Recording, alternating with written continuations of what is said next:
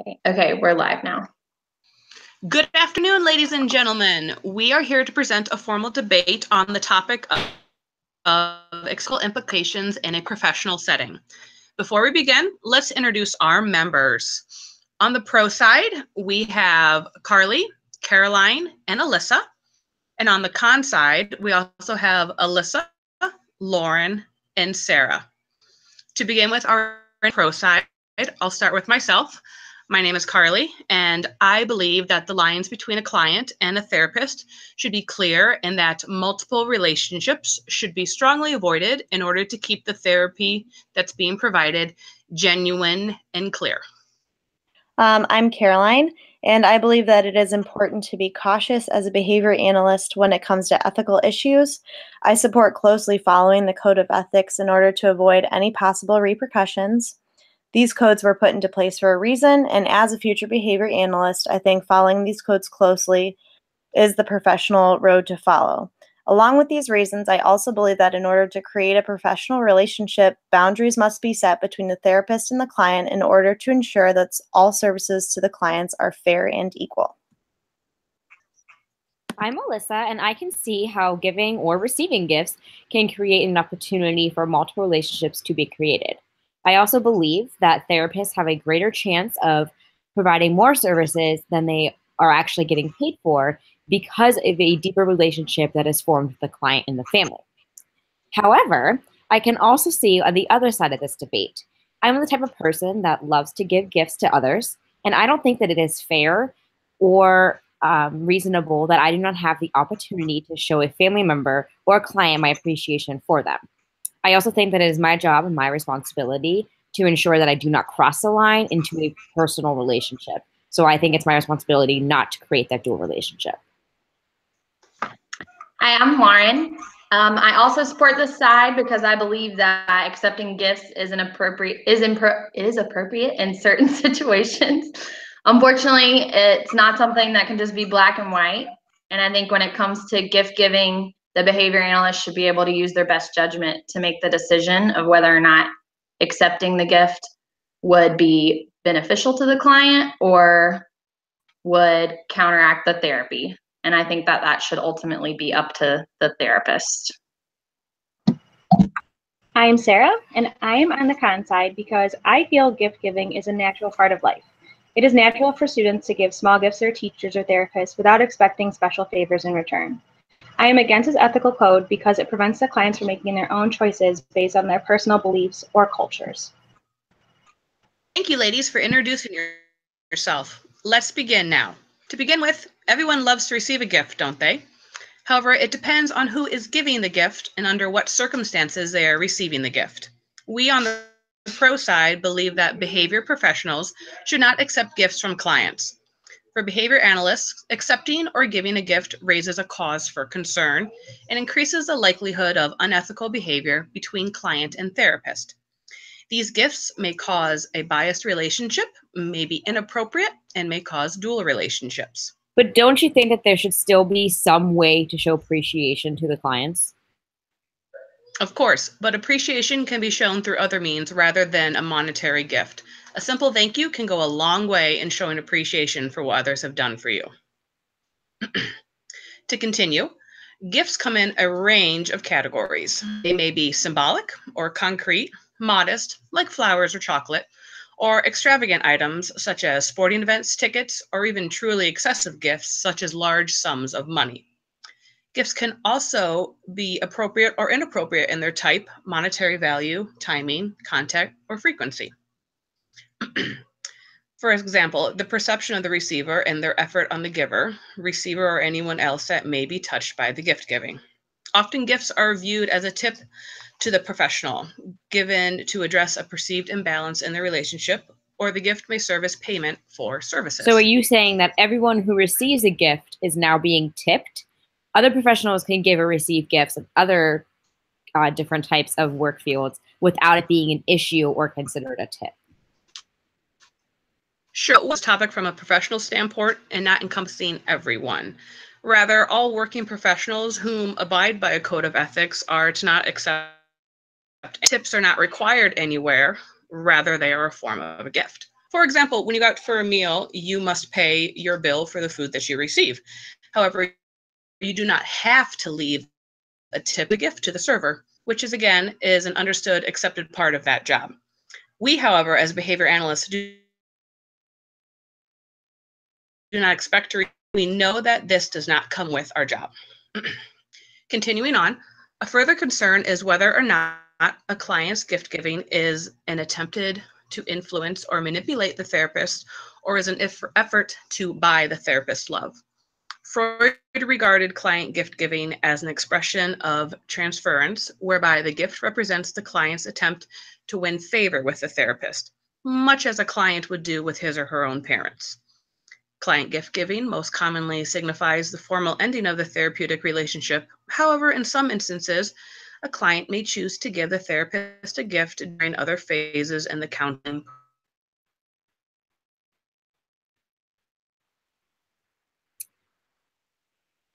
process. Or the gift could represent a token of appreciation. When you were a kid, didn't you love buying things for your teachers or other people that taught you different things, like your coaches or a teacher? A gift may be a representation of appreciation. It is difficult to know where to draw. It may be a small token to want something lavish. The gift. Created the ethical code from clients. Gifts appropriate in their type and this. So shouldn't I have the right to decide where that line is?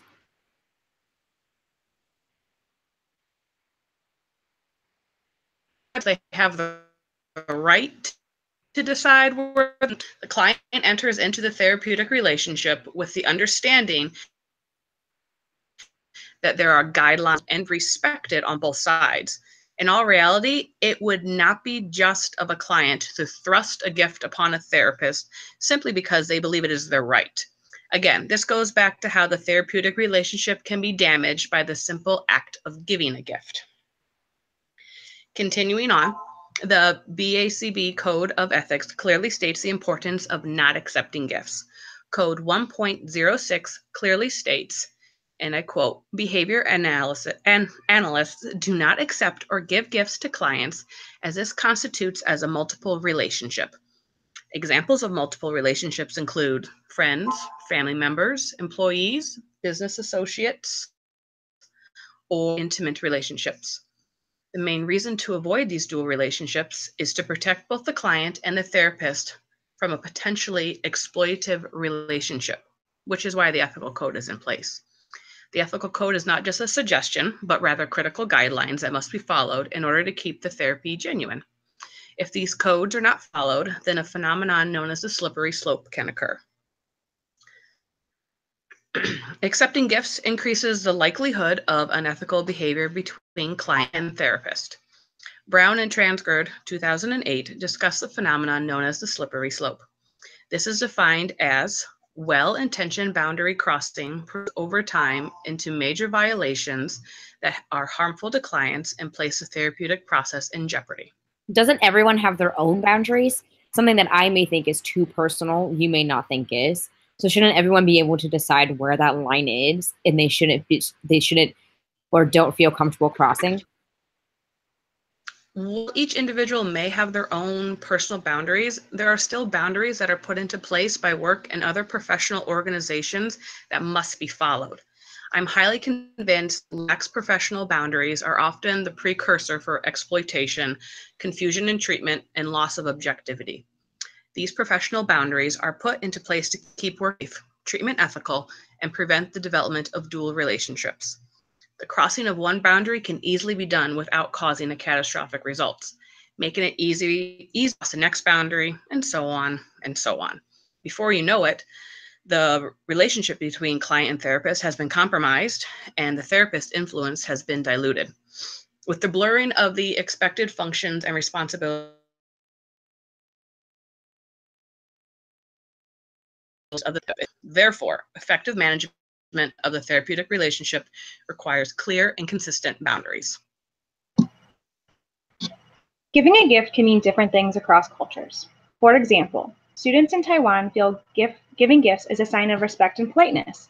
In India, it is common for students to give teachers food as gifts, and it is not considered bribery. They celebrate Teachers' Day to show respect for their teachers by giving them gifts. American students feel that gift giving is a way to build relationships with their teachers. Denying a gift from a student could be considered rude and offensive. We take into consideration cultural differences in various areas. Why is this any different? Well, every culture does things differently. There is no way to know every single tradition that every culture has. The ethical code was put into place so that there wouldn't be any questions or concerns as to what to do in these situations. What if you have one student whose culture doesn't believe in gift giving and then was expected to provide a gift? Would that be ethical? These students are not expected to provide gifts. There are not rules stating that gifts must be given. They simply don't deny their choice to provide a gift if desired. If it is a part of a person's culture to provide a small gift, is it ethical to deny them that right? While many cultures do vary, it is not right to go against one culture just to respect others. It should be a matter of choice for each individual. This ethical code removes that choice from each client. Moving along, gifts can serve many different meanings, especially for individuals participating in therapy treatments. For example, denying a gift can bring up painful memories from a child's past. Gift giving can show the progress individuals are making in therapy. For example, take Beth, who suffers from depression. She may take it personally if a therapist denies a gift. For Beth, giving a gift is a joyous time for her and promotes positive feelings. If the gift is returned, it may hinder her progress in therapy. But accepting the gift will just teach Beth that you can buy happiness. It also teaches that you can solve problems by buying things such as gifts. I disagree. Most people who buy gifts for others do not do it simply to solve problems. They do it because they know it will make the other person feel special. There are many reasons to buy gifts. For example, to extend condolences, for special occasions, to show love and appreciation. How would you feel if you bought a gift for someone to tell them how much you appreciate everything they've done for you? If they return the gift, wouldn't you feel hurt? Maybe confused? Giving gifts provide natural, positive feelings. Yes, but what if the individual doesn't have a full understanding of those emotions? Many of our clients may see things as black or white. That may be something the therapist addresses in a therapy session.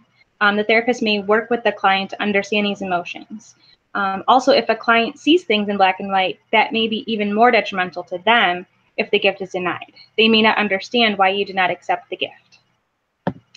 To continue, gift giving at the termination of treatment, for example, as a client leaves treatment, they may feel that a gift is the only way they can say thank you for all the help the therapist has given them. It may be difficult for clients to put into words all the help the therapist has given them.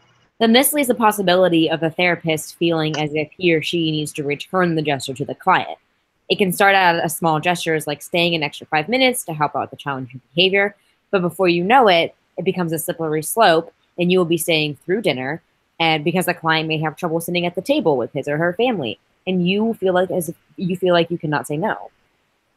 However, if the client provides a gift at the end of treatment, this is not an issue for the therapist. It is unlikely the therapist and client will work together again in the future, so it is natural to give parting gifts or thank you gifts. It can be very difficult to express emotions. Sometimes the only way they may be able to show their gratitude and appreciation is through gifts. So you're saying it's okay to give gifts only if the relationship is being terminated? Not at all. I'm simply saying that it is an option to give a gift at the termination of therapy. I feel it is okay to give gifts for many reasons, such as birthdays, holidays, teacher appreciation, to say thank you, etc. To continue on with that, gifts can be used to develop warm relationships. It is important for teachers working with children to build a warm relationship with a good rapport. The client should trust the therapist enough for the therapy provided, not because of a gift.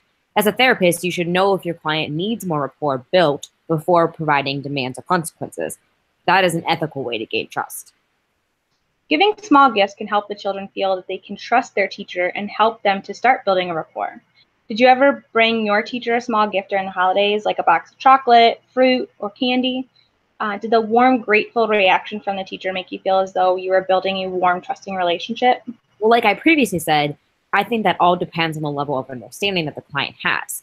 I think I build warm, trusting relationship with my clients every single day without involving a gift and being into that sticky situation. I agree that some students may not grasp the concept, but what about the ones that do? Are you going to deny them this natural experience? If these are the behaviors the students in a typical school participate in, why should our students be any different?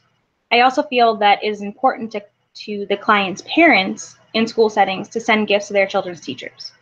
Parents of children with autism often struggle with the news of the diagnosis. Parents need these small moments to feel a sense of normalcy, just like the students in a typical situation, in a typical setting. Why should we take that away from the parents? To continue, gift giving may exemplify the child's degree of self-responsibility. Gift giving can be therapeutic in a humanistic context. Teachers can use gift giving to show students they trust the child's ability to be accountable for themselves. By denying the gifts, the teacher is not helping to promote independence and responsibility in the teacher-child relationship. Children might start to choose to solve problems with gifts. For example, using an I'm sorry card. But if a child writes an I'm sorry card and the therapist accepts it, isn't that just an example of teaching the student it's okay to do inappropriate things? Well, have you ever hurt somebody or did something you probably shouldn't? Did you maybe feel that you needed to send a letter or an apology in some form? Perhaps this situation for the student was too embarrassing to apologize in person. One way to send this apology is through a card. So have you ever received flowers or candy from a significant other in an attempt to right a wrong? Did you accept the gift? If so, did you teach your significant other that it is okay to do inappropriate things? Sending gifts in an attempt to apologize is natural. It supplements the feelings attached to apologizing. Yeah, but in those examples, a due relationship was not created. I think it's very different when accepting something from a client who pays for you and someone who you already have a dual relationship with. So accepting something from a client, no matter the extent of the gift, makes a therapist-client relationship into a dual relationship. I disagree. I think therapists can still uphold a professional relationship with clients, even though gifts are exchanged. Just because somebody sends me a card does not mean I'm going to make plans with them on the weekend. What if the client has difficulty with communication? Writing this card may be a big deal for the client in the terms of progress. By returning that card, it may discourage the client and hinder his or her progress. Another point is that children often write notes and letters to express their feelings. If they misbehave in class or fail to follow directions, they may feel so badly and need to apologize to the teacher. If they don't feel comfortable doing it in person, they may write a card apologizing for their wrongdoing. And by denying that card or returning the card, it may make the child feel that you don't trust that he or she can solve personal problems on his or her own. Or denying the card can create a teachable moment and teach the child that it's not always acceptable to do harm, say sorry, and then have the problem go away. While that is a good point, it could have an adverse effect. Denying the gift may prevent the student from trusting the teacher. They may also feel that they can't express their feelings and make up for something they did wrong. Lastly, gifts can be a child's way to show appreciation. Children often bring gifts to show appreciation to somebody they feel is special to them. I'm sure there was a teacher that you felt most comfortable with. Maybe they inspired you or supported you more than your other teachers. One way you could show this appreciation is with a small gift. Or just words. And what about when words fail?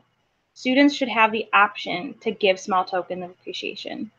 I feel that it is important for child development to have the opportunity to bring their teachers or therapists small gifts during special occasions. Denying these gifts may affect the children in various ways. I'm not saying gifts need to be a requirement, but having the option may be more important than we know.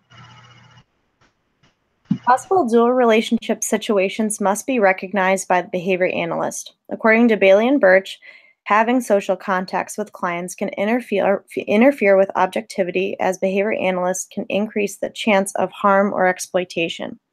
Behavior analysts must abide by the code of ethics in order to keep a professional environment. According to Guideline 1.06, it states that if a behavior analyst finds that due to unforeseen factors, a potentially harmful multiple relationship can arise, the behavior analyst must attempt to resolve it with due regard for the best interest of the affected person and maximal compliances with these guidelines. I'm also going to go through and talk in more detail about the Ethical Code 1.06.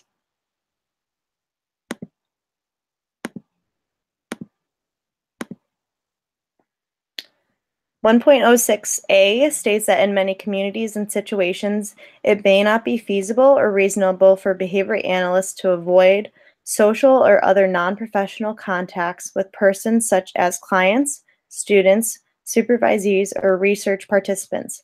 Behavior analysts must always be sensitive to the potential harmful effects of the other contacts they work with and those persons with whom they deal. 1.06b then talks about if a behavior analyst refrains from entering into a promising a personal, scientific, professional, financial, or other relationship with any such person, if it appears likely that such a relationship reasonably might impair the behavior analyst's objectivity or otherwise interfere with the behavior analyst's ability to effectively perform his or her functions as a behavior analyst, or might harm or exploit the other party. And as I said before, the 1.06 talked about what I previously stated.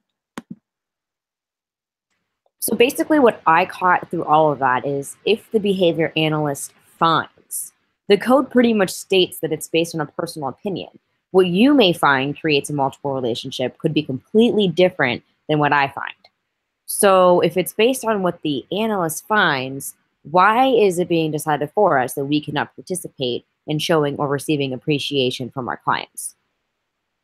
If at any time a behavior analyst feels uncomfortable, that would be the point to which a multiple relationship or ethical dilemma has arisen. If the behavior analyst must make a professional decision which should uphold the ethical guidelines. Going back to as I was talking about before, an example of dual relationship complications found from O'Leary, a frontline therapist accepts a friend request from a parent of a child with whom she works. The therapist then posts comments about her upcoming birthday and the plans she has. The parent decides to buy a gift for the therapist to reward her for all of the hard work, a $50 gift card to a local wine bar. The therapist, not wanting to insult the parent, accepts the gift card. The parent is then confused and upset when the frontline therapist does not reciprocate and buy a gift on her birthday. She asks the supervisor that the staff be removed from the case for being disrespectful. I don't think that creates a dual relationship. That was the parent's choice to show appreciation to the therapist. In my opinion, a dual relationship would have been created if the parent took the therapist out to eat or to the wine bar for her birthday. I think you're missing the point of the example. The dual relationship is not just the gift card, but it also began with the acceptance of the friend request on Facebook. A behavior analyst should never accept a friend request from a client or parent of a client. The boundaries were crossed at the point to which that led then to the slippery slope. To continue, as Carly stated before, the slippery slope phenomena discussed by Gunthiel and Gabbard of how over time well-intended boundary crossing can become a major violation over time. According to Zur, gifts that are deemed as an appropriate expression of gratitude are considered boundary crossing. However, inappropriate gifts, which include suggestive items, violent or sexual themed items, exploitation, or conflict of interest, are considered boundary violations. If the therapist or behavior analyst does not accept any gifts from the very beginning and established as mutually respectful and professional relationship, the slippery slope is much likely less to occur. As behavior analysts, we have a responsibility to our clients to be understanding and accepting of diverse cultures. I believe gift giving can have different meanings in various cultures. Kendall and colleagues explored the different cultural concepts of gift giving and accepting gifts in the classroom in a study in 2006. I'm gonna share those results with you guys.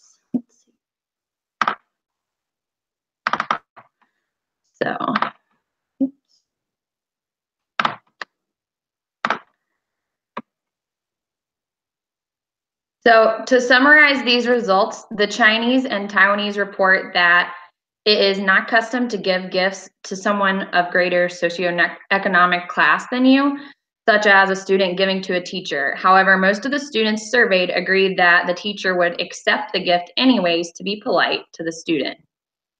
However, the Indian students surveyed said that giving gifts of food to teachers is considered a polite custom.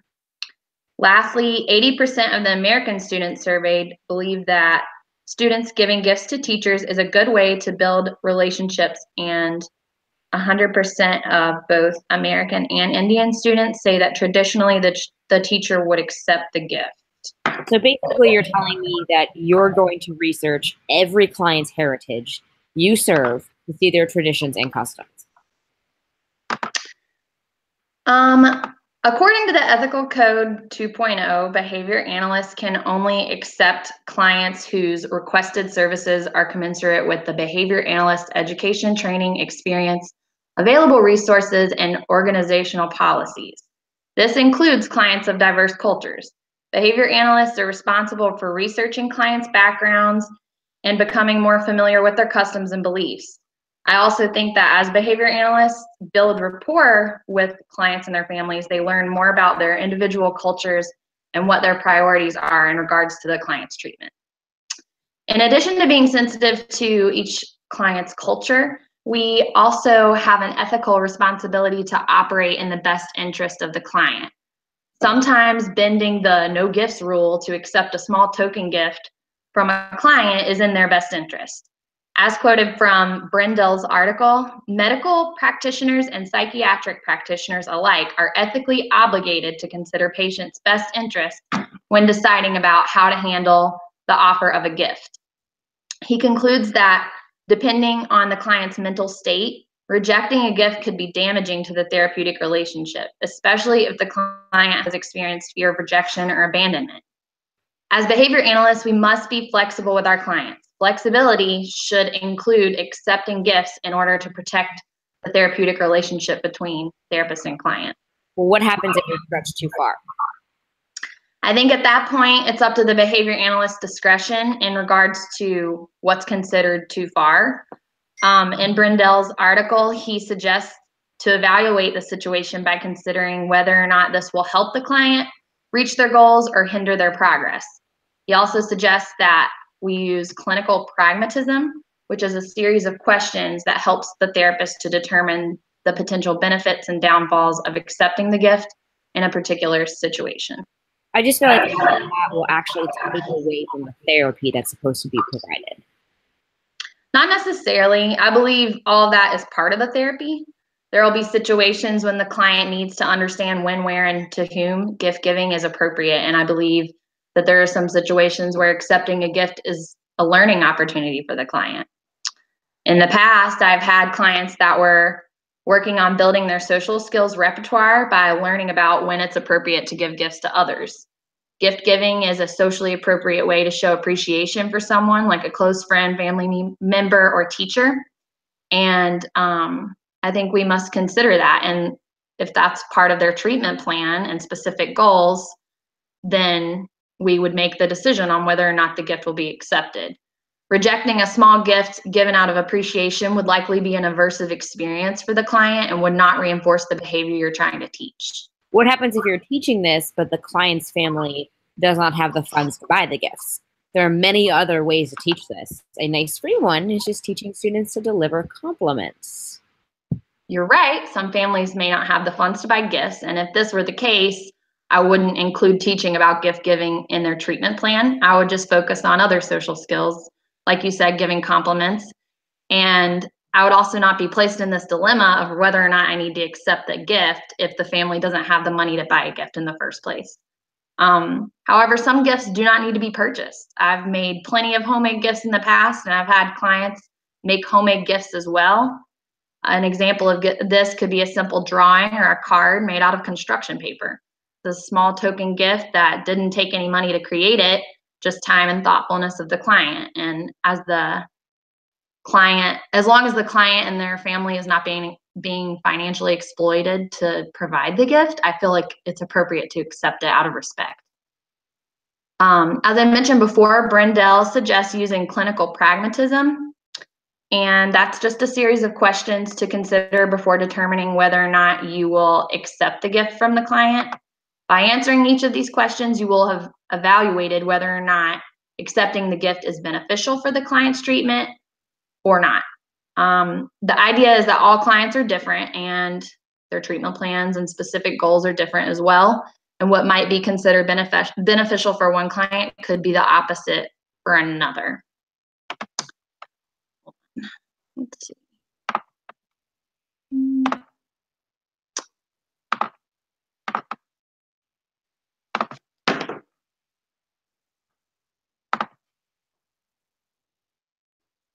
So this is just a diagram that has all the different questions to consider in clinical pragmatism.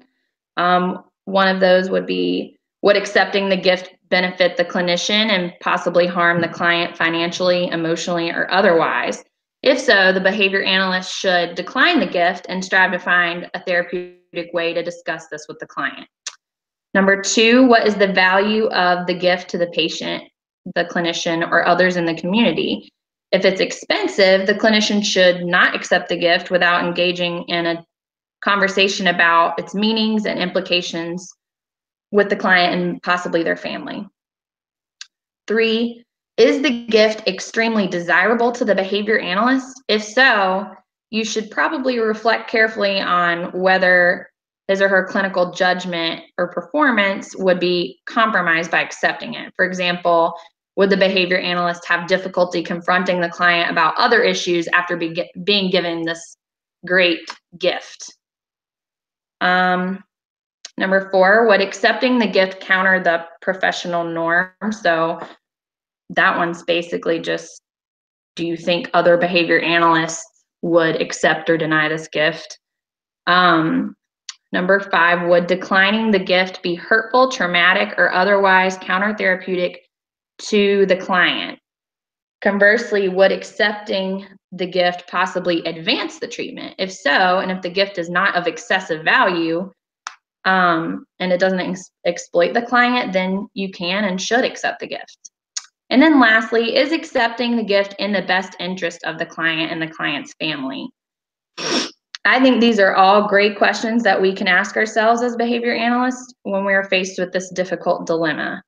Ultimately, we should all be keeping our client's best interest in mind and supporting the therapeutic relationship.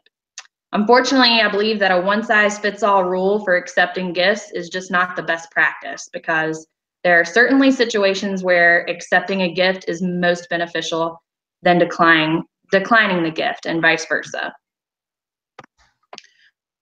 Well, thank you for sharing each of your points and sides with us today. I think it can be said that regardless of the variety and that there is an important event in the therapist-client relationship, and it should be handled thoughtfully, clinically, and appropriately. We hope you'd enjoyed our debate. Goodbye.